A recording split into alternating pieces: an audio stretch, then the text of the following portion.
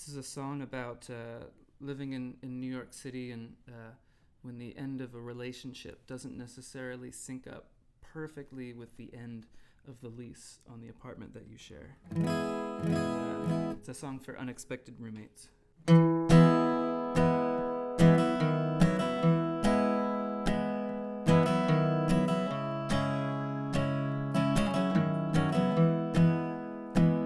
If it don't work out, if it don't work out, you take the bed and I'll take the couch. If it don't work out, if the fire dies, if the fire dies, you tend the ash and I'll tend the pine. If the fire dies, darkness always was a friend I knew.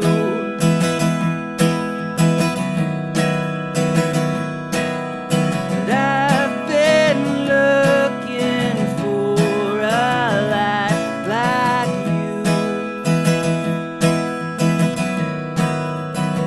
And if you have to ask, if you have to ask, I got my heart broken in half, if you have to ask. But I'm a gambling man, oh, I'm a gambling man. I come here to play me another hand, I'm a gambling man. After all this time, it's strange to think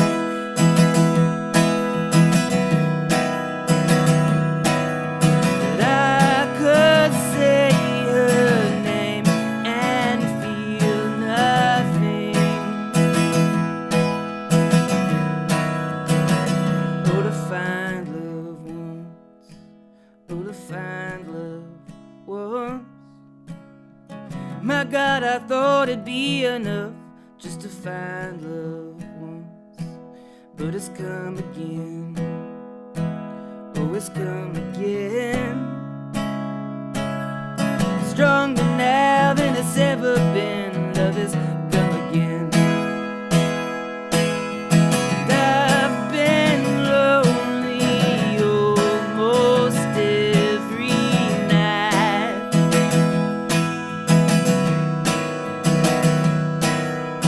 My new love, she lays down by my side. And if it don't work out, if it don't work out, you take the bed and I take the couch. If it don't work out. So to begin, tell us, when was the first time you picked up a guitar? My dad had an old Epiphone underneath his bed that he didn't really play, but I found it when I was a little kid, and I used to mess around with it, and I thought it sounded cool, and that was kind of the beginning of it for me. When I got my first guitar that was mine, it was an electric, and I had that for a couple of years before I got my own acoustic, and once I got my first acoustic, which is this Martin, everything kind of clicked into place. And how old were you when you started writing songs? I was probably about 16, 15, and they were truly, truly terrible songs.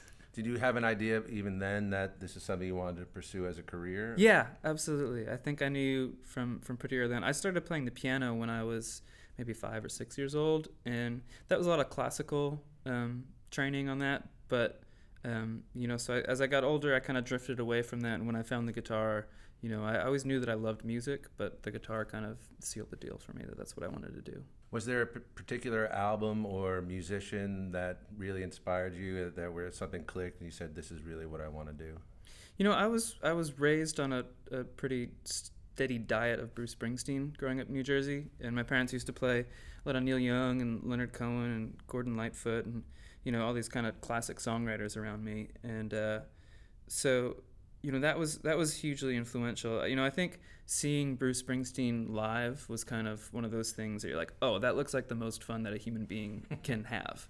Now, didn't you get to join Bruce on stage not that long ago? I did. I got to be a part of this. I'm part of this charity event called the Light of Day organization. They raise funds for Parkinson's research, and every year they have several shows now. It's grown. It started off with just one show, but it's grown now to the point where I toured Europe with the Light of Day this fall. We did 10 countries in 3 weeks. But the main event every year is this show at the Paramount Theater in Asbury Park, New Jersey. And most years, Bruce Springsteen comes as the unannounced guest, and he does a set with Joe Grishecki, and he'll play with Willie Nile and Jesse Malin and whoever's around. And at the end of the night, he brings all the performers out on stage with him to usually do like Thunder Road, just acoustic, and Light of Day and Twist and Shout, and kind of the encores, everybody all out there together.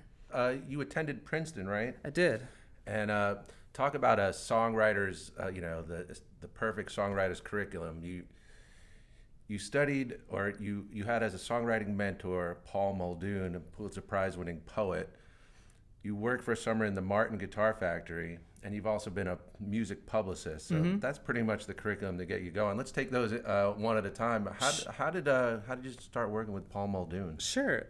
I'd been a fan of his poetry even before I got there. He was just a brilliant writer, and he's also the poetry editor of the New Yorker too.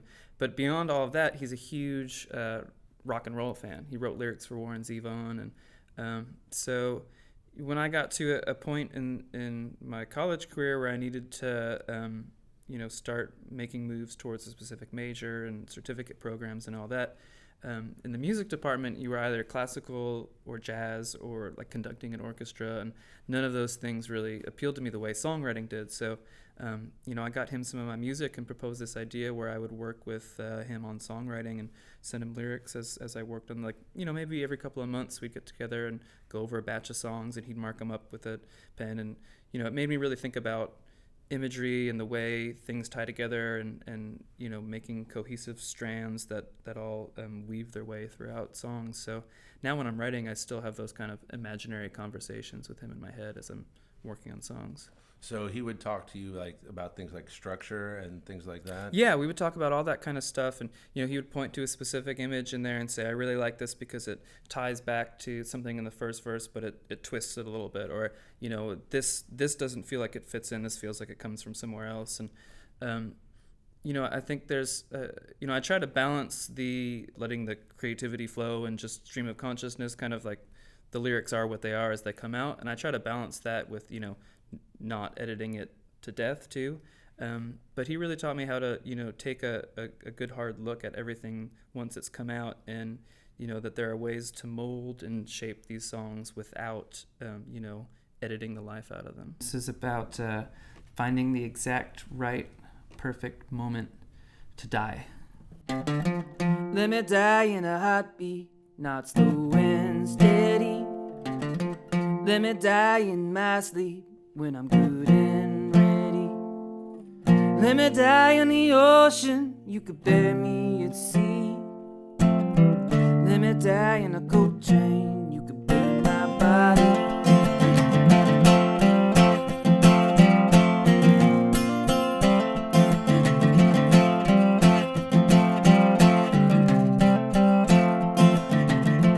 Let me die in the desert, in a sea of sand.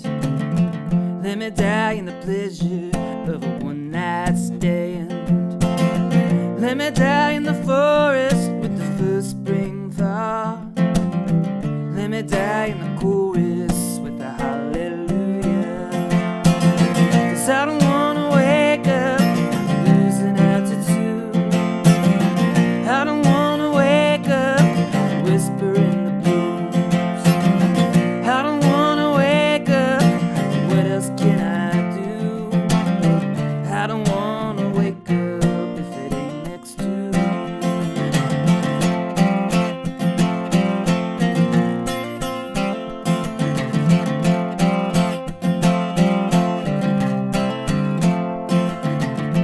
Let me die in my new suit, I wanna look my best. Let me die, baby, real soon, I could use the rest. Let me die in a bar fight with a broken nose. Let me die in the spotlight, you could pick my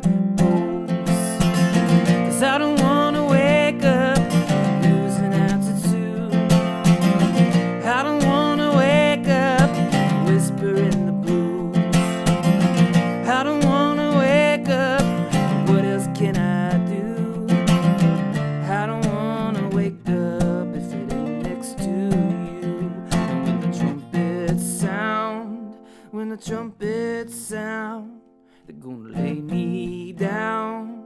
They're gonna lay me down in a long white gown, in a long white gown, and slowly lower me underground.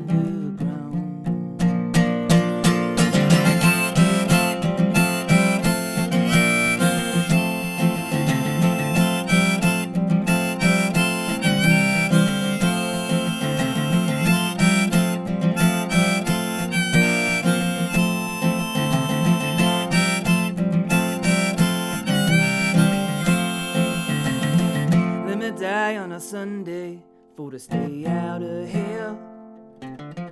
Let me die on the subway, could they even tell? Let me die when the war ends, you can paint my face. Let me die in New Orleans, I wanna march with them saints. 'Cause I don't wanna wake up losing altitude.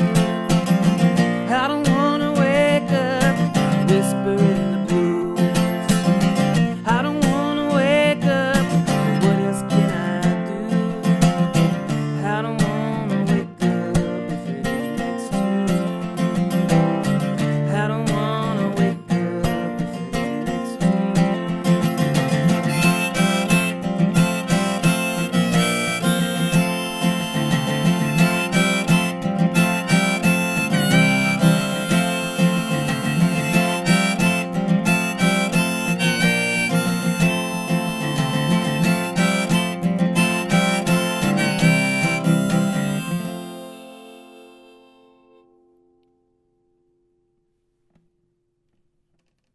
How did you go about developing your playing style? You have a very sort of delicate touch and, very clearly enunciated notes. And I don't know if that's something you work on or if that has, been a natural inclination of yours. Because I didn't really have a lot of other people to play with for a long time. Like in college, there weren't that many other people that were interested in the kind of music that I was doing. And, I 90% of the shows I was doing were solo acoustic, and I had to figure out a way to put together the songs that was going to be more interesting than just a guy up there strumming and singing. So, I would come up with parts in my head for different instruments, and I would record them that way. But when I went to play it solo, I had to figure out, okay, well, how can I play the bass line at the same time that I'm doing the chords, at the same time that I'm bringing in the keyboard part when the chorus hits. So it was, the style that I worked out, which it wasn't like a conscious effort to me. It was just the way that I played these songs. It was the only way I knew how to present them and make it interesting. But I've since found out the more and more that I'm touring and playing with other people that it's not necessarily the way that everybody plays the guitar. What is unique about what you're doing, would you say? Well, I find that people come up to me at the end of shows and they talk about how like percussive that I get with it as I'm going along. Like I try to use this part of my hand either on the strings or on here to keep a beat going, because I don't have a drummer with me most of the time. So, right. I try to not just be up there doing straight strumming. I try to get, at least interesting rhythms going with the strumming or figure out ways to, like I said, bring in bass line or bring in other elements of the song that, maybe another instrument would handle on the recording. But if it's just me up there with a guitar, I don't want people to get bored and zone out. And so what summer was it that you worked at Martin's that factory? Was, I guess I would have been 19 years old, and I worked with Dick Boak out at the Martin Guitar Factory, kind of interning and shadowing for him. And that was an incredible experience. I would walk around all day on my lunch break and pick guitars off the line and play them. But they still do pretty much everything by hand out there. All the instruments are absolutely beautiful and incredible. And I got to go to the old original factory building with him, and they're putting together their archives, so I got to see some real historic pieces of Martin memorabilia. What was the most surprising thing you learned either from Dick Boak or just from being in that environment? Is there anything that you were surprised, whether it's about guitar playing or just guitars in general? I was surprised by, the amount of personal attention and handling that every single guitar gets. I think in my head I imagined it being a bit more of an automated, or at the very least a kind of a rote process, but every single instrument is it's treated like a piece of art, and the people working on the factory floor are the artists with that, and it's I don't know, it's just really amazing to watch it happen. It makes me wish I could build a guitar. Was there a reason that you gravitated toward a dreadnought? Or? This was actually, Dick helped pick this guitar out for me off the line. Okay. We can show it here.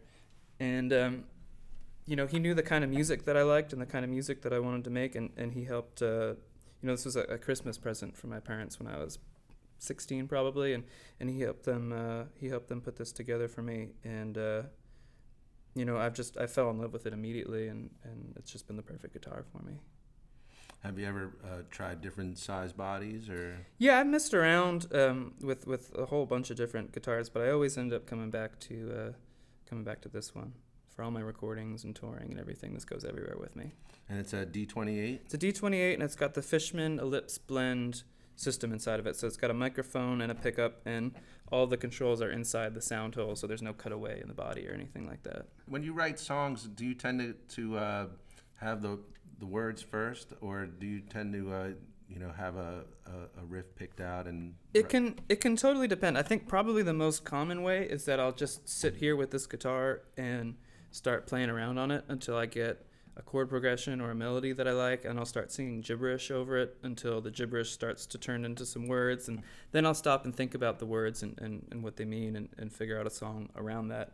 But sometimes I'll write from a title or a phrase, something will strike me, and I'll write it down in a little notebook or save it on my phone, and say that sounds like a song I would be interested in hearing, and then try to write, okay, well, what would that song be, and write it. But this guitar, I've tried writing on other instruments, and I've written some songs on the banjo and the mandolin before, but 99% of everything gets written on this. This is called Ludlow, and I wrote it while I was living on Ludlow Street on the Lower East Side in New York City, and recorded it with Jossie Adams from the Low Anthem. She came over and played clarinet, and we did the whole thing in my living room, and it was going to be just a demo, but it turned out to be what made it on the final record. So this is Ludlow.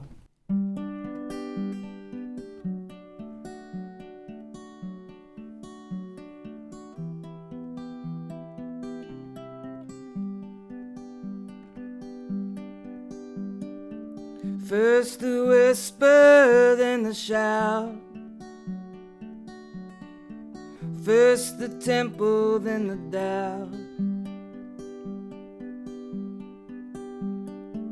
First the angel spreads her wings,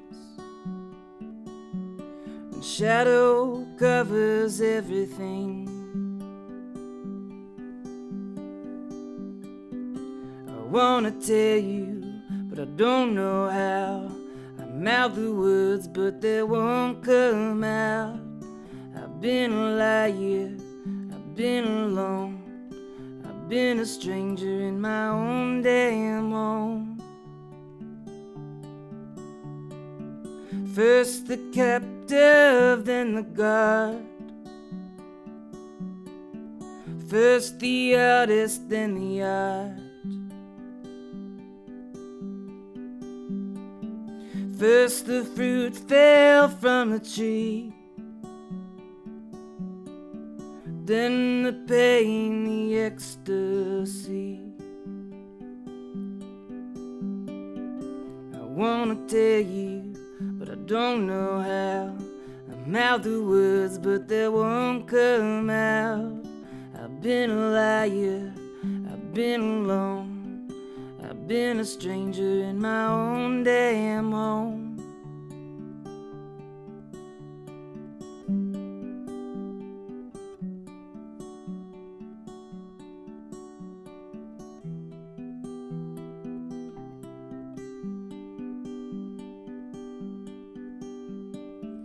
First the ark and then the flood. First the brother, then the blood. First the last, and last the first. Then the righteous know their worth. I wanna tell you, but I don't know how. I mouth the words, but they won't come out. I've been a liar, I've been alone, I've been a stranger in my own damn home.